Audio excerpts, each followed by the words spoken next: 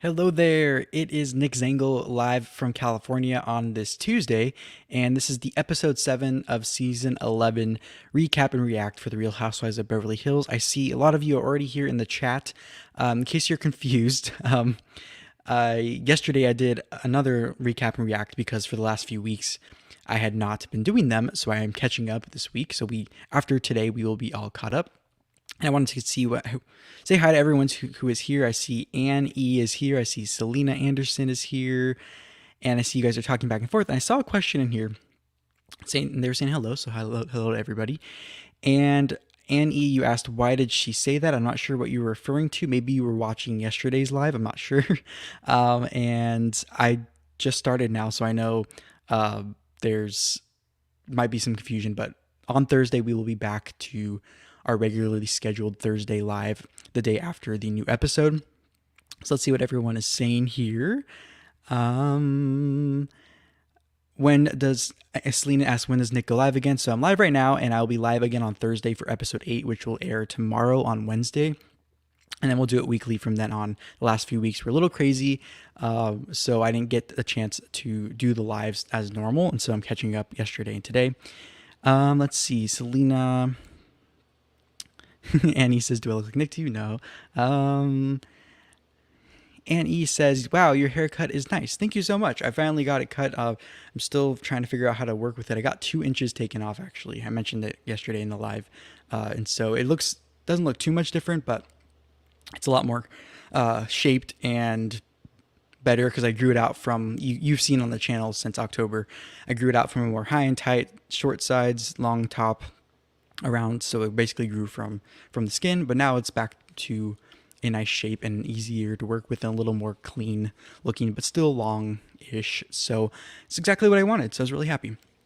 So with that being said, with all the housekeeping out of the way, let's jump right into episode 7 of season 11 recap and react. As you are listening, make sure to leave your thoughts in the chat, and I will check in with you periodically as we go through this. There are 6 blocks, just like usual, and that's how I organized it. So we opened up this episode with here Crystal and Kyle at a toy drop-off for Children's Hospital Los Angeles, and them briefly talking about the dumpling party that we saw last episode. At the end of last episode, and they're in masks and bananas. You see it's around the holiday time, around Thanksgiving, Christmas here in America. So Kyle is in her Christmas outfit.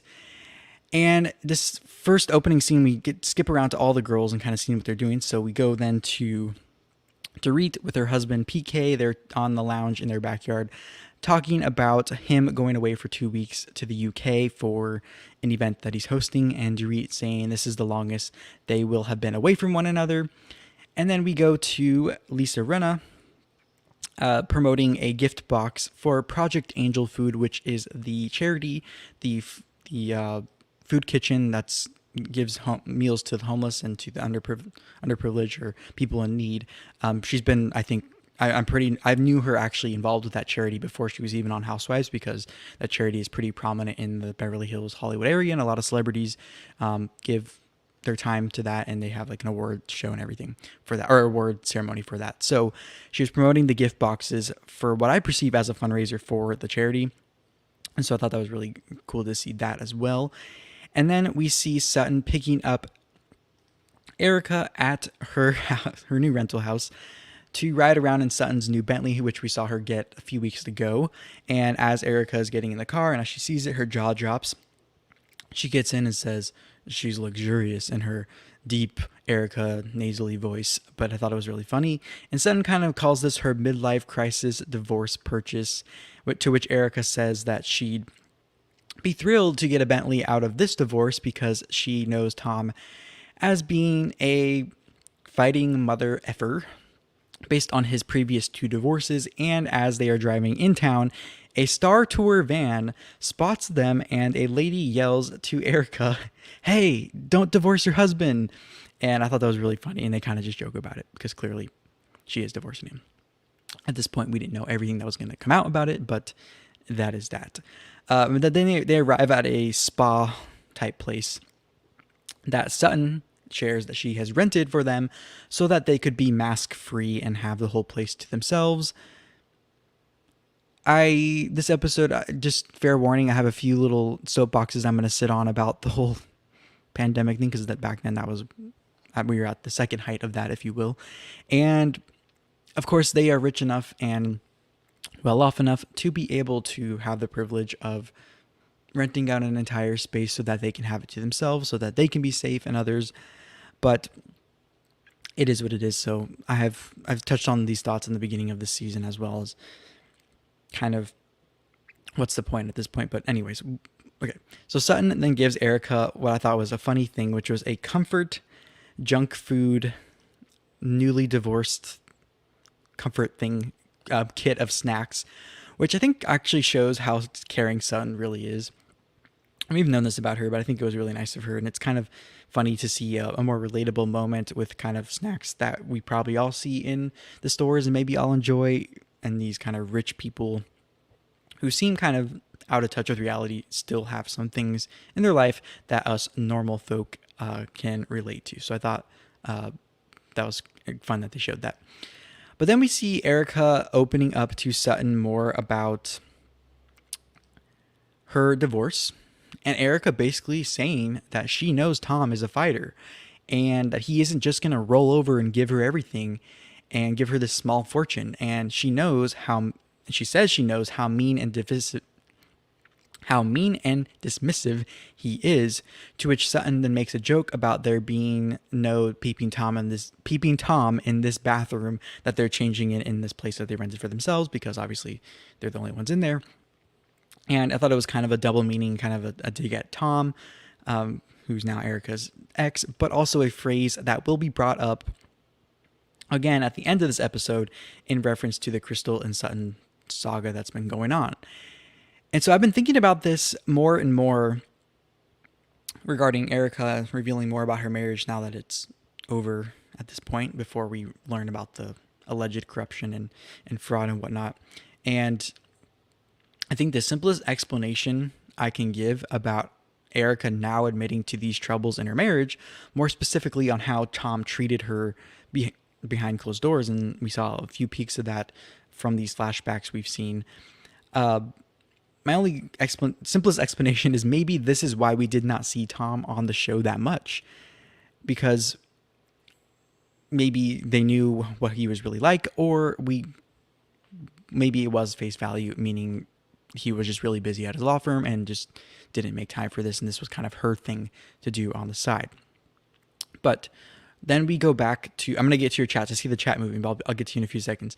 So then we go back to Crystal at her house at home, taking a kickboxing class with her trainer, who has a face shield on outside in November, 6 months into the pandemic.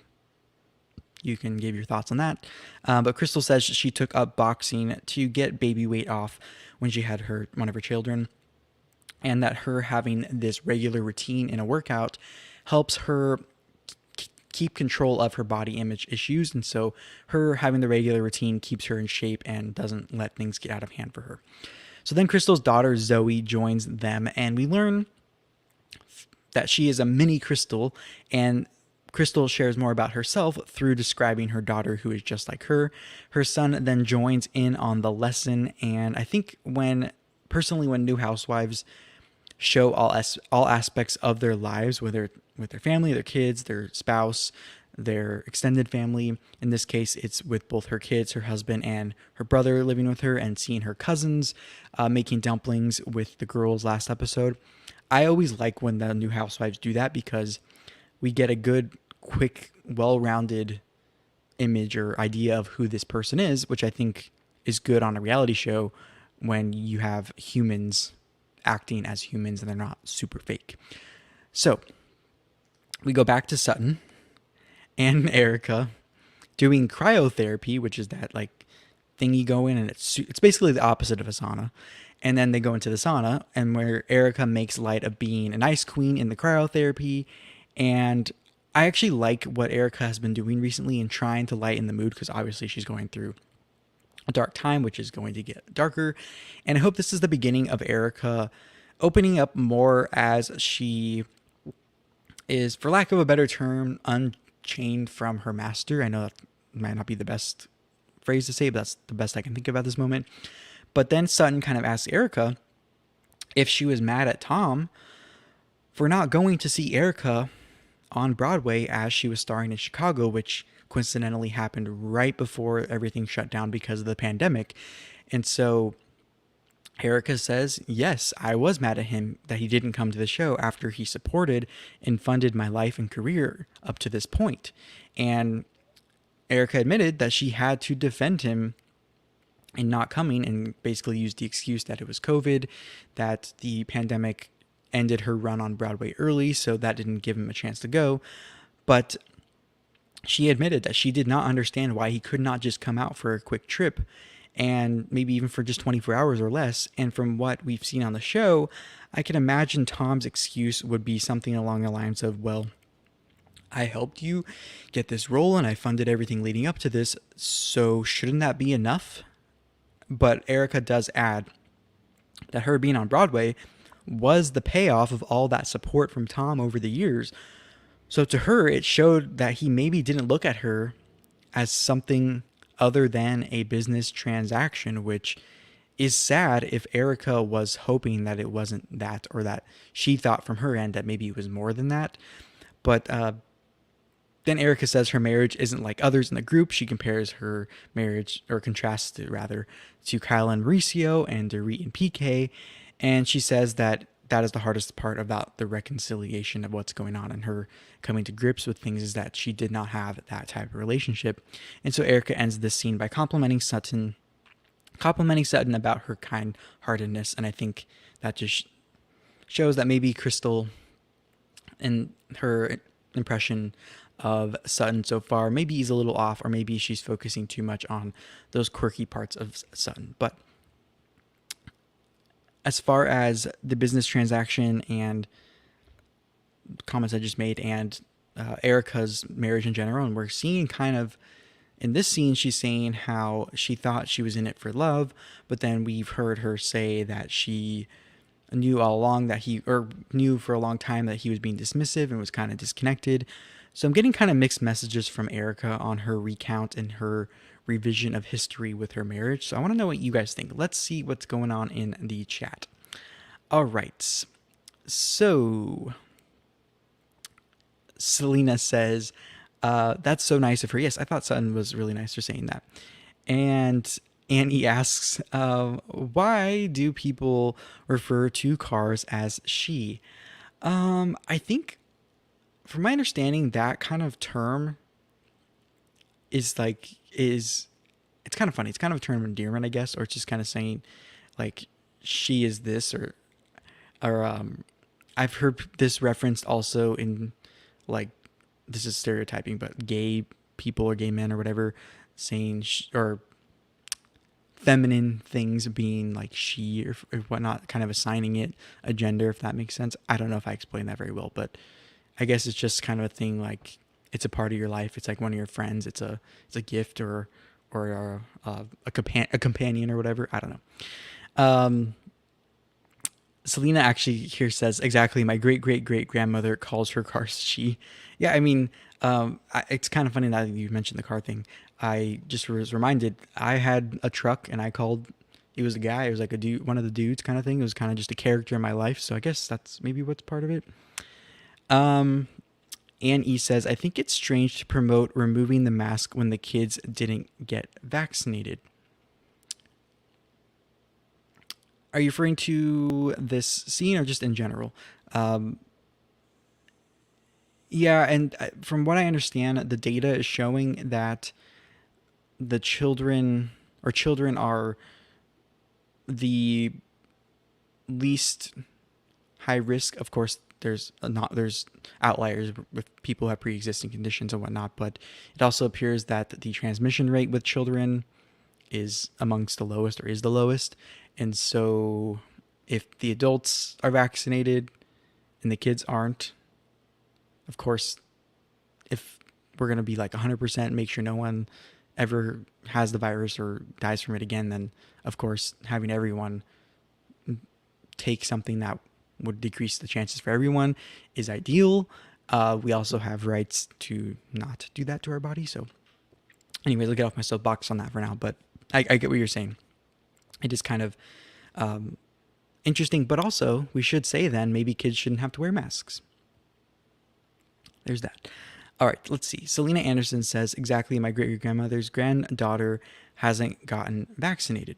Right, and so with that being said, if your great-great-great-grandmother's granddaughter hasn't gotten vaccinated, but everyone else around her has, or the ones that wanted to have, then that's still a ton way better than no one having it, or only the kid being vaccinated or whatnot. So that's just my 2 cents on that. I mean, I could elaborate on that more if you would like, but hopefully that gives my take on it. I know we all have our own opinions on that. Okay, let's see. So let's go on to block number 2. And so we start here with, well, let me make sure my things are correct. We start with Garcelle. She was shown finishing up that day's episode of The Real, which is the show that she co-hosts, the talk show. And she says that she never imagined she would be doing a talk show from home, rather than what she imagined, going into a fancy studio and having her own parking spot on the lot, which was on her bucket list when she wanted to be a talk show host. And this to me reminded me of how the appeal of the entertainment industry this past year, because of the pandemic and because of the way things have changed, hopefully temporarily, in a lot of ways, kind of lost the luster. And I think Garcelle is showing this, and by saying that her idea of what she thought being a talk show host would be were kind of not the same because of the pandemic. But then we also see the benefits of this change in her case as she finishes taping, when she just gets to walk downstairs few steps and she gets to hang out with her 2 sons that live with her. And so this to me reminded me of the pros and cons to everything. And so we also get an update on the fish that she has named Kyle and Dorit, and the goldfish named Kyle has passed away is what we've learned. We also see Glenda, who is Garcelle's housekeeper, who was hired when she got the gig on The Real, and things got really crazy with homeschooling of her kids and their virtual school. We also hear more about what her kids think of Garcelle dating and getting married again, to which they say they don't like it and they don't want her to get married again. And Garcelle kind of opens up more about how she thinks the divorce between her and the 2 sons, their dad, may have affected her kids. And she shared that her oldest son, who lives with her, or they show that he kind of declares his love for his mom and is kind of protective over her. And so in some ways kind of like marking his territory or whatnot. And I like that they showed this, because I too have a soft spot for my mom and will always kind of have that protective, declaring my love for her. So I related to this scene on a lot of levels as a son and someone who's close to my mom. So then we see Erika picking up Lisa Rinna at her house with her new Range Rover. And this is where Erika says she went over to Garcelle's the night before. And we learned Garcelle heard from a salesperson that she met at one of the stores in town, that salesperson had seen Tom, Erika's now soon to be ex, with a 6 years older girl. And Garcelle also asks about the rumors of Erika dating Justin Bieber's and Ariana Grande's manager, Scooter Braun, and her Dancing with the Stars partner, Gleb. All denied by Erika, but she did say in her confessional that if she gave a shit, she would sue these outlets for making these things up, but says she does not have time for that. And this leads to Lisa Rinna bringing up the rumors about her daughter, Amelia, dating Scott Disick, who is the ex and the baby daddy of Kourtney Kardashian. Scott is 37, Amelia is 19, so you can do the math on that. But Erika says, because she saw so many fake stories about her and her love life, that when she saw the news about Amelia and Scott, that she thought it was fake. But Lisa Rinna confirms that it is true, to which Erika reacts with an, oh. So she was kind of caught off guard by that. So before we get into block 3, let me see what everyone is saying. Let's see. And he says, thank you so much for your response. Absolutely. They look at cars as companions. I think she is more friendly and understanding, whereas he is masculine, and the view on men is negative, sadly. Yeah, I think that's a fair take on it, uh, for sure. Um, Selena says, I agree. Okay, perfect. Um, let's see. Selena asks, and it looks like Annie is wondering too, what is your zodiac sign? So, my zodiac sign is I am an Aries. So I'm going to leave you with that, and you can let me know what you think, what your impressions of Aries are in the comments as I move on to block number 3, because we are talking about people's love life and stuff. So I think this kind of fits in the theme of this block right now, where we're talking about relationships and dynamics between people. So let me know what you think of Aries if you're here listening. That's a good question. Okay.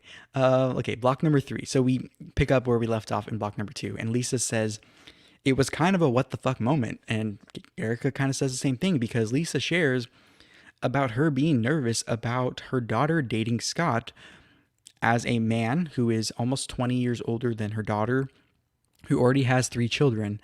But then Erika shares about her marriage with Tom not being much different, because she was Amelia, basically. And so Lisa then shares about Harry Hamlin, her husband, currently having a similar situation, but he was the younger one to his older partner.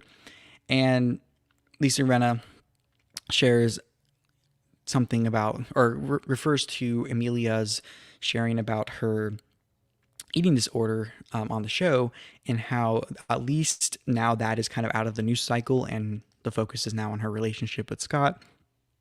So she's saying she's trying to look at the positive, even though it's clear that she's not very happy about this right at this moment in the timeline of the show. Now, Lisa and Erika then go Christmas shopping, and Erika is reminiscing about Christmas spent with Tom at their old house, which she just moved out of. And Erika says, quote, truthfully, there were many things in the house I could have taken, but didn't, end quote. And I don't know what I think about that phrase, because, or from her saying that phrase, because it's also one of those things that's kind of confusing, because she said she left in a hurry because she had already made up her mind and tied up loose ends before actually serving him. And this also could be taken as a hint that maybe she knew what was about to be unveiled and couldn't take anything because it was basically all being sold to pay for missing funds from victims that Tom represented. So it's one of those things that I don't know if we'll ever know exactly what she meant by that, but, or if she's trying to be careful, but she has slipped up here and there on the show and said things that do not add up. So it'll be interesting to see how this one plays out as well, and they'll add that to the list of Erika finds and little Easter eggs that she's given out. So then we see Lisa Rinna sharing about how she is sad, and it's hard for her that Christmas she wasn't able to see her mom. But we also see a flashback to her FaceTiming her mom, and her mom being in good spirits, basically saying, hey, I'm still alive, and hopefully you'll get to see me again before I die, which is kind of morbid. But I think this past year, I relate to that too, because I kind of, well, before that, I was already come to grips with my mortality, even though I'm young and I don't want to die anytime soon. I think what the pandemic has really awakened people to is that they are not immortal. And I think personally, just my personal opinion, the sooner you realize that you can die at any moment, and every day is a gift, and not tomorrow's not a given, I think to some extent, of course, you can't live that extreme, because there are things you want to still plan, but you know that it's not guaranteed. I think that is such a freeing thing, and to not live your life in fear. And that is something that I had to learn, because I was someone who's very fearful and very driven by fear, preventing me from doing things that are enjoyable for a long time. So I've come out of that, and I think that is why I mentally have been a little bit stronger than maybe others going into the pandemic, and maybe came out a little less damaged, hopefully, than others, because I've kind of come to grips with that, and I try to enjoy the time I have with loved ones that I know are getting into their older years. And so hopefully over this past year, that has been the learned experience, is that life can change very quickly, and let's enjoy it while we're here. And it also reminded people who, or forced people, or I should say, convince people who were on the fence in my life about kind of planning for death, if you will, to finally do that with and putting that as a priority. So that way, no matter what happens, things will be hopefully a little less crazy if for whatever reason things take a turn. So that was a long-winded rant, a side note on this, but we then see in this picture here that Kyle FaceTimes the girls, inviting them out to an event as Kyle is out getting a manicure and pedicure, as she says, before the town shuts down again because of the virus. Now, we also get a joke about Erika being too old for Scott Disick, as Lisa is kind of trying to pawn him off on her instead of her daughter. But another kind of rant about the virus I'm going to go on, or a soapbox, if you will, which is this scene kind of just demonstrated to me what is so frustrating, or what was so frustrating about the whole lockdown thing regarding the virus. And it all played out in this one scene here on Beverly Hills. And I don't blame the Housewives for this or anyone who did this, because I think it's just a human reaction. So I'm not blaming anyone. I'm mostly blaming the people who are kind of enforcing and trying to lock us down in wherever you are. But the frustrating part is that when we are told, okay, next week we're going to lock down again for 2 weeks or a month or whatever it is, the problem is, as a human, you instinctively think, okay, am I going to be able to survive the lockdown? And if I don't have things that I need right now for the next 2 weeks, I'm going to go out and try to get it. So guess what it does when you say we're going to lock down next week? It's exactly what happened here, which is Kyle going out to get a manicure and pedicure when maybe she would have waited another week. The girls trying to get together one last time when they would have done it maybe a week later. And so it makes people stray from their normal routine to cram as much in before the shutdown, which ironically, from what I see, increases people's exposure to other people at higher rates than normal. And especially people maybe they would not normally come into contact with, or maybe they would have done it a little bit later and we would have spread it out a little more, because that was the whole narrative, was slowing the spread. So try not to cram a whole bunch of people in at once, or doing all these things at once, kind of spacing it out. And so to me, it seems like a self-fulfilling, counterintuitive prophecy measure, whatever it is, in my opinion.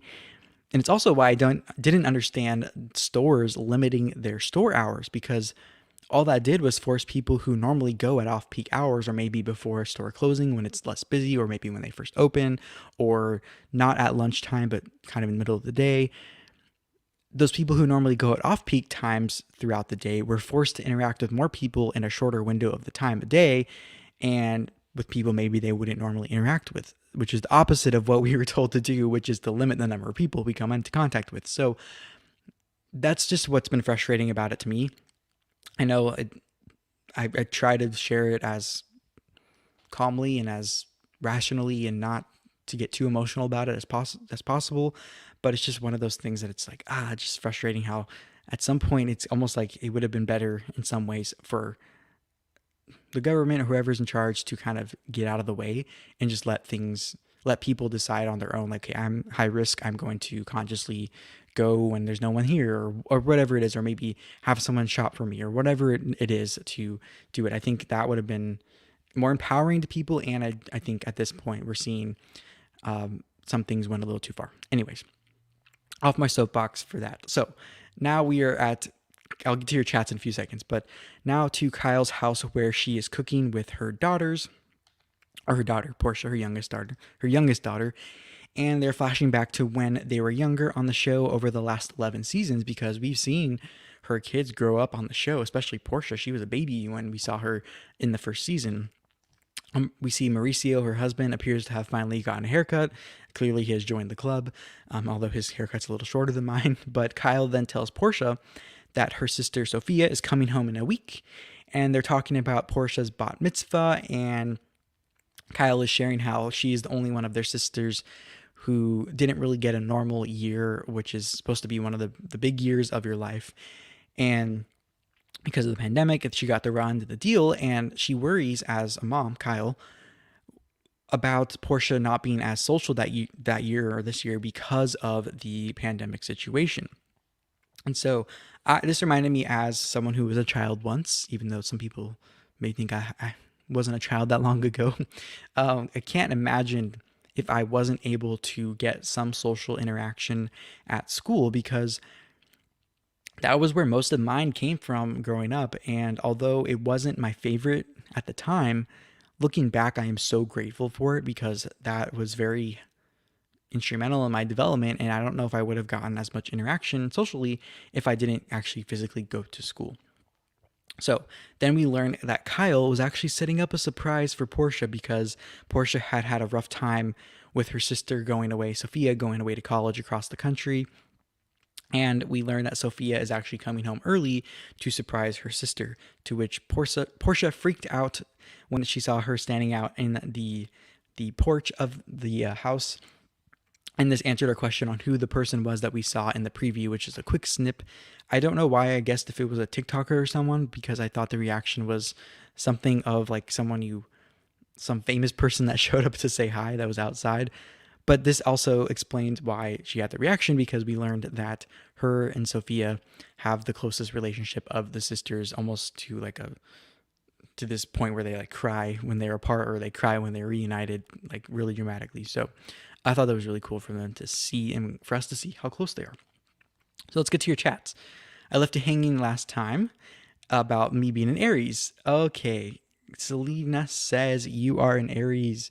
Yes. So I wonder if you were, if you got any Aries vibes from me. I don't know. Selena says Aries are very confident, motivated, and passionate. I would say that is pretty spot on. Annie says, yes, that sounds like Nick. Love, willing to grow, and I can see that you've overcome your fears. It's normal for humans to have fears, but how you overcome it shapes your path. That is a great way of saying it. Absolutely, for sure. Like I got to the point where I was like, okay, I'm sick of living by this fear and whatnot. So that's good. Selena asks, what's your favorite color? I would say blue or green. And he says Aries is the first zodiac sign. I am aware of that, and I don't have, my birthday happens to be the first day of Aries, which is March 21st. So I don't know if that has anything else to do with it or gives you a little more indication of who I am as an Aries. And he says, I have no respect for the Kardashians and people who play with them. I only like Kanye, but the others are all driven by money and not love.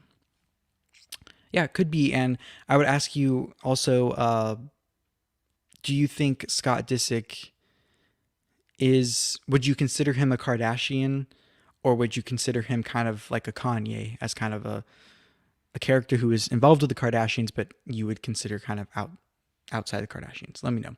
But maybe you kind of already answered that by only saying you like Kanye, but let me know. Annie also says they want to fire more people and don't care about containing the virus. Yeah, very possible. And you said totally, if the government ever listens to us, every area is different. Yeah, and that's the problem I think we had with California in particular, because our state is so large. I mean, just if you want to drive, like, and I'm talking drive like 80 miles per hour from the southern end of our state to the northern end, it will take you about, I think, 10 to 12 hours of driving. So half a day of driving. And we're all supposed to be governed from a state perspective by one person.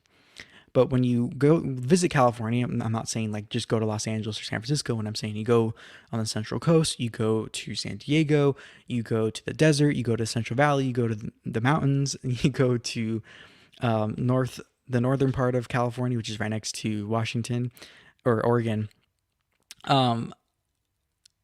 You realize how vast this state is and how many different groups of people there are. And there's some densely populated areas, there's less densely populated, there's rural, there's farming, there's agriculture, or I guess the same thing, there's mountain. Like, there is no possible way that one rule in response to the virus in particular was going to be the most effective in that case. So in my opinion, the best thing would have been to delegate them more to the local like counties and cities to figure it out, which is kind of what happened. But also, when that county or city did something that was contrary to what the governor was basically requiring, then they got pushed back. And so I don't know, that's my 2 cents on that. I'm sure we'll get a ton of data, or more and more data as we go forward. But let's see. Nastia is here. Hello, Nastia. Oh, hopefully I'm not. Am I lagging? Hold on. All right, I'm good. I think my. Okay, we're good. Nastia says, hello, I was about to go to bed early. Glad I caught this live. Thank you so much for being here. We are about, let's see, we are on act number 4 or block 4 of 6. So you hopefully not too much longer, and then you can head to bed. Let me know where you're coming in from, Nastia. I feel like you told me before, but I want to make sure I'm not confusing it with someone else because I know you're probably a few hours ahead. All right, block number 4. So we open this block with Dorit hanging up a painting of herself. And she is saying that when she used to see people hanging up paintings of themselves in their houses, that she thought it was a little narcissistic, but she said, how can I resist this picture? So let me know what you think of this image of her. And I also, when she told me, or when she said that she thought people hanging pictures of themselves up was kind of narcissistic, I immediately thought of Erika Jayne, because I know we've seen her have paintings of herself in her house as well. So not sure if she meant it to be a dig at Erika, but it could have been taken that way. We'll see. All right. Next, we go to Crystal, getting ready for Kyle's party get-together, saying she was a tomboy growing up, but being married to a director. Excuse me, 1 second.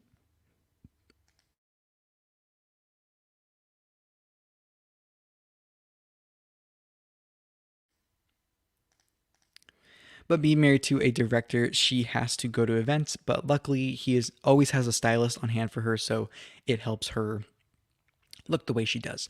And she then asks the hair and makeup people to plan for the elements because they will be outside at Kyle's, and she says that she is a tomboy looking all drag right now. So I thought that was an interesting comment by her. But Crystal then references not eating, but corrects herself as she's eating a brownie, waiting for Kathy to come pick her up. Kathy answers the door to Crystal eating a brownie in her white outfit, and Kathy says, I wouldn't dare eat a brownie in my white dress. So then we see Sutton picking up Kyle, Lisa and Erika riding together, and then we learn Erika has been eating steak a lot as of lately and pre-ordered steak for their meal that they're going to. And Lisa makes it a point to use this as an opportunity to basically say Erika needs to get her meat somewhere now that she's newly single. Kind of a sexual innuendo or whatever from Lisa. So then we get Crystal and Kathy talking about Thanksgiving plans in the car ride on the way over, where Crystal says her mom isn't the greatest cook, other than cooking Chinese soup. Kathy says that they are taking it easy for Thanksgiving, and then Kathy is filing her nails in the car as she's listening to Crystal talk. Another quirky Kathy moment for us. So then Sutton and Kyle are in the car talking about Crystal needing to get a sense of humor, and jokes about not seeing it yet, but seeing her boobs. So I thought that was funny of seeing or hearing Sutton be a little more humorous about it. But honestly, in my opinion, I think Crystal and Sutton both need to lighten up in the situation. It appears that they just are taking each other too seriously at this point in the relationship, and so we'll see if that ends up happening. So everyone is arriving to the event, and we have Garcelle joking about Dorit committing to her brands because Dorit had I think, is it Louis Vuitton coat on? She had a Louis Vuitton shirt on. She had Louis Vuitton things in her hair and bracelet, necklace, whatever it is, or earrings. And Garcelle basically makes fun of her outfit. She also makes fun of Sutton's outfit, which has this big old bow, and she said she looks like a gift wrap. And so they all rip their masks off, but Sutton kind of calls it a strip tease when she's ripping her mask off, and they're all just making fun of it. But they all begin to eat, and Erika orders another hot toddy, which she ordered twice in the last episode.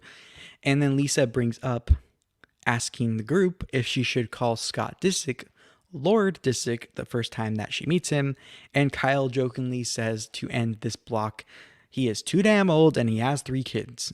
So that was very blunt of her, and I think a lot of people are thinking that anyway, so I don't think anyone was kind of mad at her for saying that. But let's see what's everyone's saying before we get into the fifth block. Um, let's see. Okay, Nastia says you're in Michigan. That's that. I think I remember that now. And it's 9:36 over here. Yeah, so you're 3 hours ahead. Wow. Selena says I'm bored. Okay. Hopefully you're bored for. I don't know why you're bored. Let me know why you're bored. Okay. So we get to the fifth block, and the girls all give quick takes about the situation between Scott Disick and Lisa's daughter. And all of them but Erika and Kathy are kind of weirded out about it, because Erika says, well, I'm not weirded out because I was the younger woman or the younger girl. And Kathy says, because she knows what it's like to have daughters in the public eye, it could be a lot worse for Amelia and Lisa. So there's that.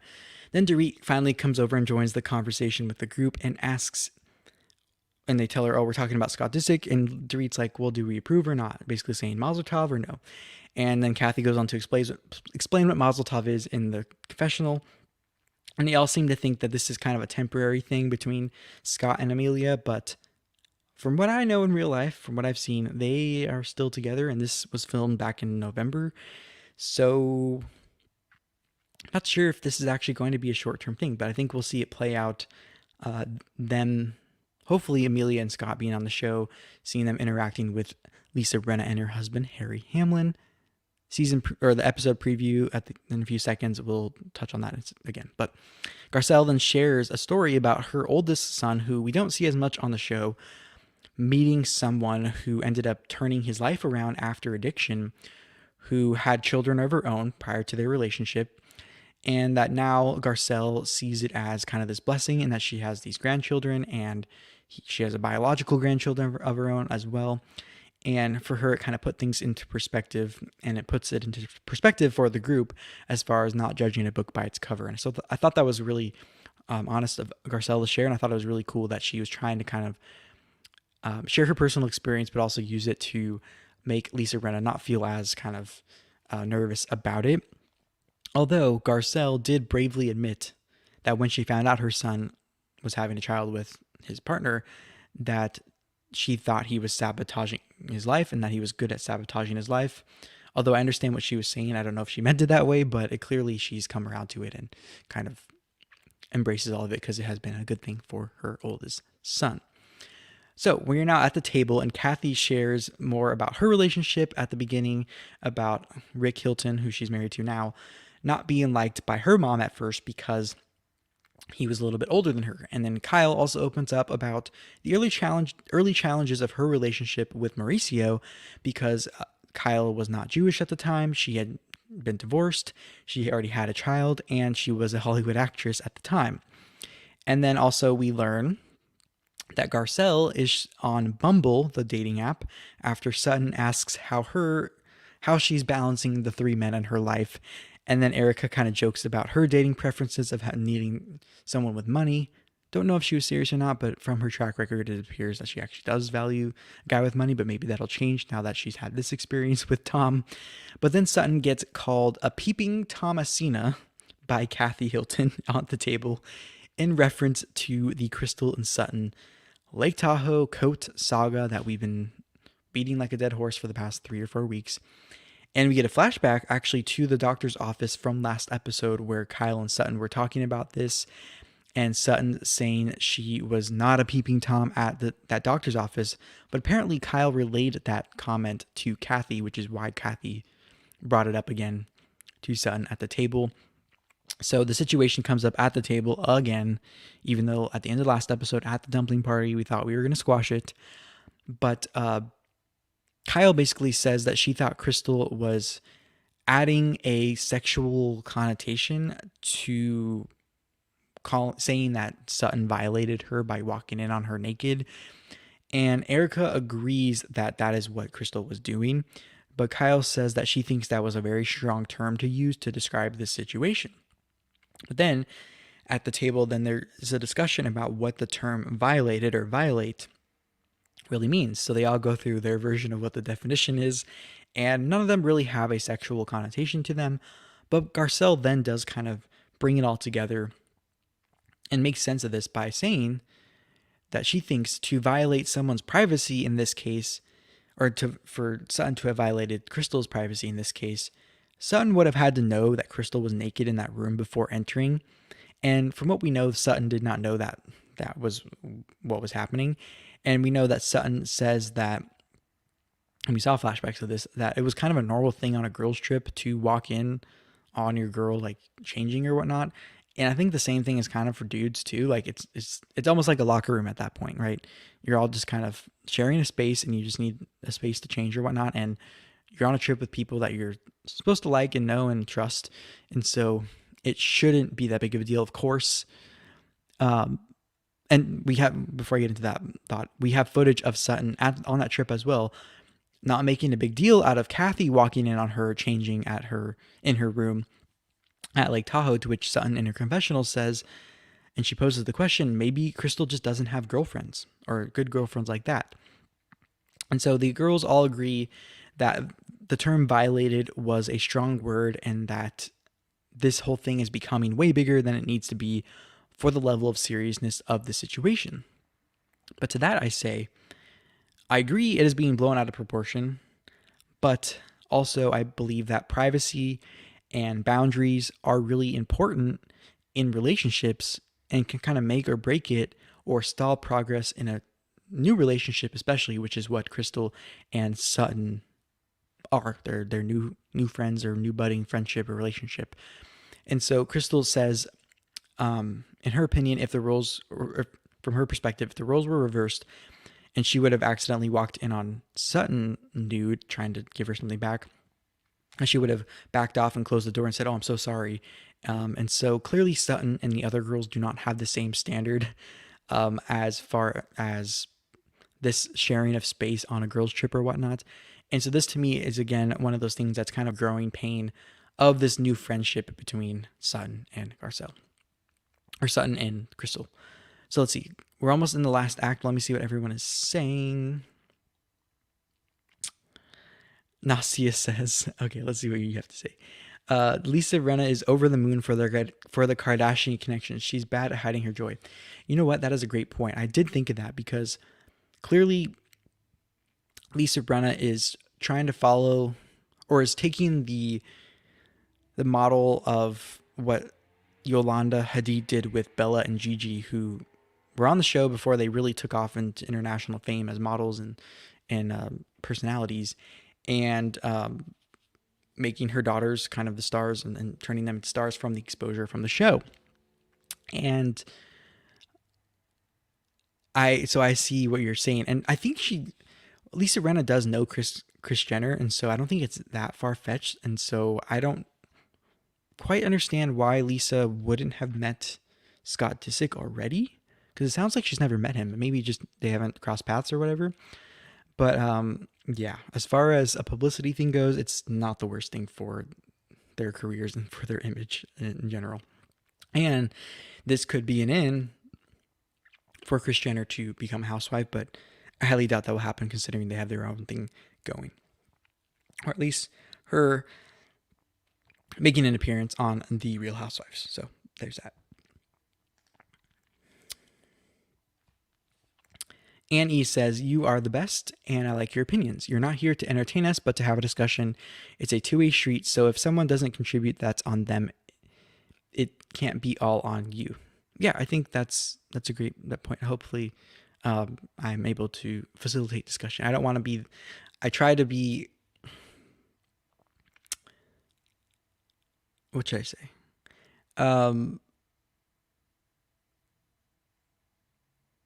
I try not to be preachy, if that makes sense. Like, I say, okay, this is my perspective, but I'm totally open to hearing other perspectives, because a lot of times when I hear other people's perspectives, I'm like, oh, I've never thought of it that way. And it kind of moderates my stance sometimes on some of the more extreme things that I may think. So hopefully that was what you meant by that. Oh, but you're saying, okay, I think the two-way street thing, so if someone doesn't contribute, that's on them. I think you might be referring to the show as well. But yeah, definitely, I think it's up to us to kind of, if we want to engage or not. All right, Nasia says, "Kyle is so right about no one Nobody likes walking in on someone naked. It's awkward and uncomfortable for all parties involved. Yes, that was a great point. I didn't specify on what Kyle really had said, but she did bring up that point about how if you don't purposely walk in on someone, or if you accidentally walk in on someone, it's not comfortable, but it is what it is, and it's like you deal with it. Um, Also, they were on a girls' trip, and so maybe, like I said before, you should have kind of expected maybe you would be sharing some space and some awkward interactions. I don't know. But let's go on to the last block from this episode, and then we will be caught up finally before tomorrow's episode 8. So this starts with Sutton saying that she thought Crystal knew she was coming in. And she's saying that she thought she heard her say, like, yes, come in, or she thought she heard her say something. And Sutton says she didn't say anything creepy, and she started getting angry. Sutton at the table is saying, okay, now I'm getting angry, and you do not want me to get angry. And so Crystal kind of starts laughing at Sutton saying this and says to Sutton to stop blaming her emotions over moving out of her forever home on this situation and stop blaming that. It's old and you moved a long time ago. And that just makes Sutton even more mad. And Sutton is basically just trying to defend herself as Crystal keeps, from what I see, egging her on. And Crystal keeps saying she doesn't want to talk about this anymore, but she keeps entertaining the conversations about it. And so I'm going to start categorizing, or I think I'm going to categorize Crystal's reaction to Sutton in this whole situation as a good, clear example of gaslighting, because I know that's a term that's been used a lot recently, but it appears that she's really doing that. She's saying, you're crazy. I don't want to talk about it, but I'm going to keep pouring fuel on the fire, and I'm going to keep doing these things, and I'm not going to back down. So I don't know what Crystal is really thinking is going to happen. But then we get Dorit admitting now that she sees both sides. And it appears that from Dorit's perspective that she sees that Crystal's story has changed over the few weeks of this playing out. And then we see Kathy stepping in to kind of level out the conversation with the whole thing, because she is both Crystal's friend and Sutton's friend. And she says, basically points out what I think we all have seen in a very fair way, was saying like, hey, Sutton, we know you had just moved out of your forever home and you were a little more emotional than normal. Crystal, you are away from your kids and husband for the first time in a while, so that might have contributed to this escalating situation. Kathy then shares herself that she was hesitant to go on the trip as well, because she had shared on that trip that she had never been on a girls' trip. And so then Kathy kind of subtly goes around and says, yes, I had only met Erika a few times, and I've only met this person a few times, and I really like them. And kind of gives a subtle dig at Dorit, or Dorit, as she kind of jokingly calls her, by calling her English friend over here. And Dorit goes, what? I'm not English. That's my husband. And Kyle starts making fun of the fake accent that Dorit used to have that has conveniently gone away now. And they all kind of are laughing about it. But Kathy basically echoes what we've been talking about in recent weeks, of this entire thing being one big game of telephone that has gone wrong and that has completely blown the situation out of proportion. And Garcelle also makes a great point in her confessional about it being important to clear this up, especially in the age we are in of hypersensitivity and cancel culture, where things can get out of hand very quickly and reputations can be ruined permanently if we aren't careful about accusations, especially with powerful words that have a very strong connotation associated with them when we throw those things around. And so this also further answers my question I posed in the first episode of the season recap and react, where I wondered how Garcelle would handle the situation with Sutton, considering she's friends with Sutton, but also had problems with Kyle, and they were kind of similar little situations of new friendships and the growing pains of that. So then Sutton wraps up with admitting to being a little bit odd, but she says it also will take time for her to digest that Crystal had just said that she violated her. And clearly Sutton has never been accused of violating anybody, and it's clear that the other girls don't think that, besides Crystal obviously, that Sutton was meaning to violate her or intrude in her space. And so Crystal then just says, "I'm not backing down from that word," and she doubles down, and the episode ends, and it ends with Crystal rolling her eyes at Sutton. So that leads us to the season preview, and then we will do a live, get back to your live chats, and we'll have a discussion about what's going on. So the preview for next episode shows Erika playing tennis with Crystal. We see Garcelle showing the challenges of virtual homeschooling with her sons. We see Lisa Rinna entertaining the girls at her house, and Garcelle at that lunch or dinner saying that she wants a man who is hung like a horse, which is kind of contradictory to what she said last episode with her dating coach, but we'll get to that. Maybe she'll elaborate on that next week. We see also Kyle asking at that table about Amelia and Scott in front of Harry Hamlin, to which he responds in the preview, that is not appropriate. So we'll see kind of more context on what he's actually referring to.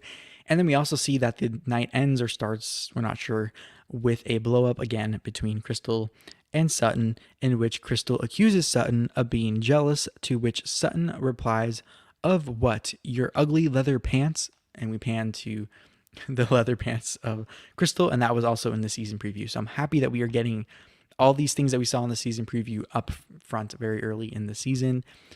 So one last thing before I get to your chats, I'm going to go out on a limb here and saying that I think next episode, that scene with Crystal and Sutton, will become an iconic scene in Housewives history. That was just my hot take because of that one line about Sutton talking about her leather pants. All right, Nastia, let's see here. Let's see what you have to say.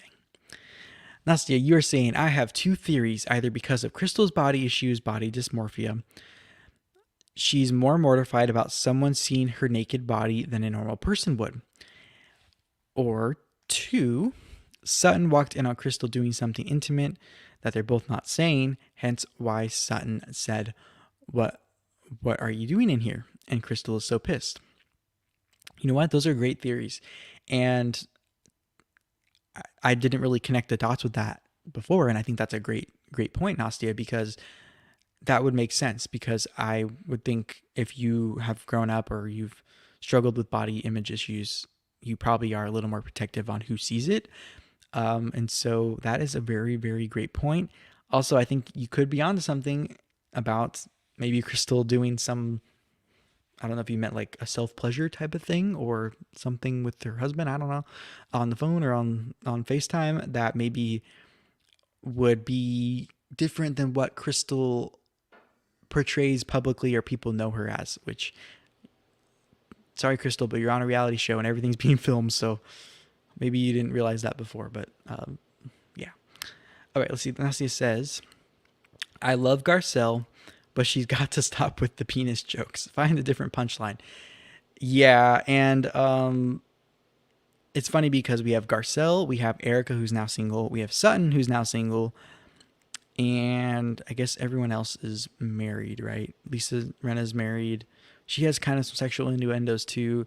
We have Kyle, who's married. We have Dorit, who's married. We have Kathy, who's married. Let's see, who else am I missing? Crystal, who's married. So yeah, maybe, yeah, I think